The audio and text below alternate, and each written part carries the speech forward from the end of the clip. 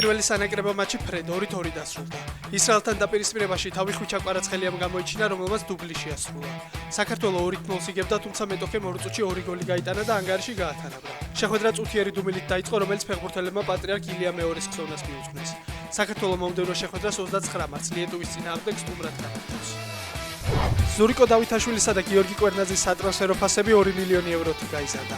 დავითაშვილი ახლა 10 მილიონი ევროთია შეფასებული, კვერნაძის სატრანსფერო ღირებულება კი 3 მილიონ 500.000 ევროა. მონაცემები ტრანსფერმარკეტმა განაახლა.